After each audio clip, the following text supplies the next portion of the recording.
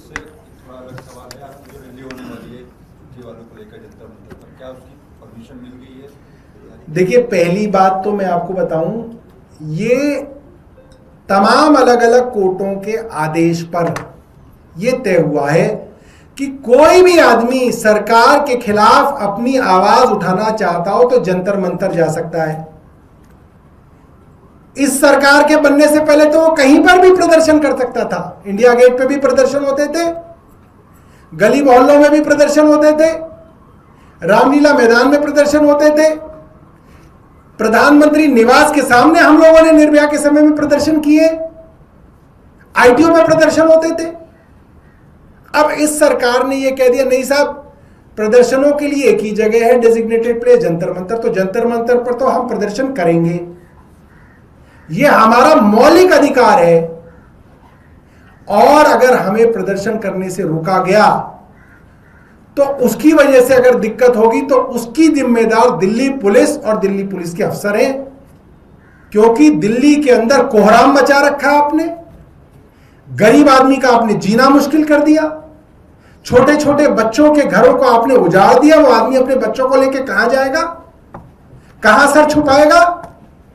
और आप चाहते हैं उस गरीब आदमी की आवाज भी ना उठाई जाए, उस आदमी को बर्बाद करके आप यूपी बिहार वापस भेजना चाहते हैं, और आपको लगता है वो आदमी आपके सामने अपनी आवाज भी ना उठाए।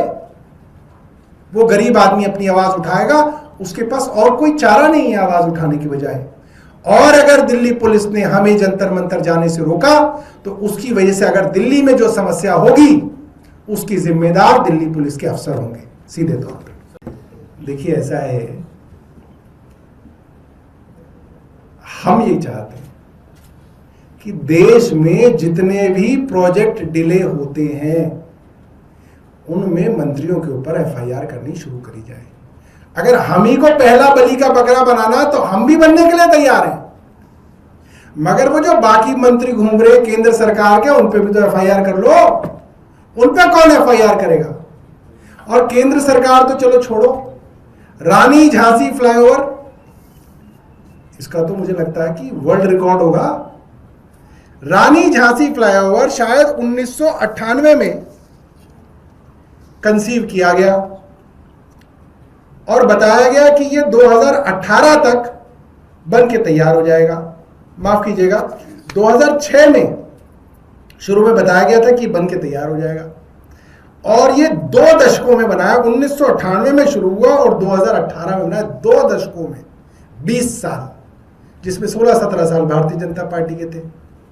इसमें ये फ्लाईओवर बन के तैयार हुआ। इसकी इनिशियल जो 2006 में जो इसकी कॉस्ट मानी गई थी, वो मानी गई थी 177.7 करोड़ रुपए, और ये बन के तैयार हुआ 825 करोड़ में, यानी कि 4 गुने से भी ज्यादा, लगभग 5 गुने जो है इसकी कीमत बढ़ गई। तो भाई, भारतीय जनता पार्टी की एमसीडी थी, उनके भी मेयर के ऊपर या उनकी स्टैंडिंग कमेटी के ऊपर एफआईआर दर्ज की हो तो हमें बता दो। दूसरा, बुलेट ट्रेन, प्रधानमंत्री जी का फ्लैगशिप प्रोजेक्ट, 2015 में शुरुआत हुई। कहा गया कि 2023 में बुलेट ट्रेन अहमदाबाद से मुंबई चला करेगी। 2023 तो आगे निकल गया, बुलेट ट्रेन तो अभी चली नहीं। अब बताया जा रहा है कि 2033 में कंप्लीट होगी, और जो अनुमान लगाया जा रहा है, क्योंकि वो तो खर्चा जब होगा तो पता चलेगा, 1 लाख करोड़ रुपए का ये एस्टिमेट था इनिशियली, और बताया जा रहा है करीब करीब 2 लाख करोड़ रुपए में बनेगी। लगभग दुगना जो है इसके ऊपर खर्च हो जाएगा। तो क्या आप रेलवे मिनिस्टर के ऊपर एफआईआर दर्ज कर सकते हैं? सीबीआई कर सकती है हिम्मत करे, हम तो स्वागत करेंगे। एक हम पे कर दी, एक उन पे भी कर दो, वो भी थोड़े दिन भुगत लेंगे।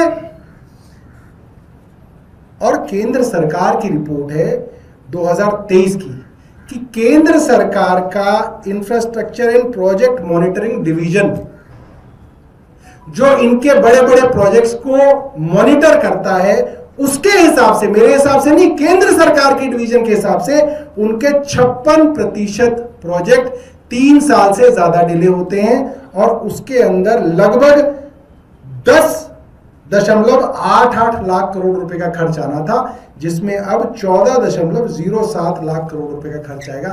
लगभग 3.5 लाख करोड़ रुपए का ओवररन हुआ। तो ये जो 835 प्रोजेक्ट अलग अलग केंद्रीय मंत्रियों के हैं, है मत तो भाई उन पे भी कर लो। अगर प्रोजेक्ट डिले पे मंत्रियों के ऊपर एफआईआर होने लगेगी कि आपको कोई जेई नहीं मिला, कोई एई नहीं मिला, कोई चीफ इंजीनियर नहीं मिला, special secretary, deputy secretary, secretary, principal secretary, chief secretary, आपको कोई नहीं दिखा, कह रहे मंत्री डिले करा रहा था वहां पे बैठे, तो कमाल ही कर दिया आपने। ये तो आप कीर्तिमान बना रहे हैं।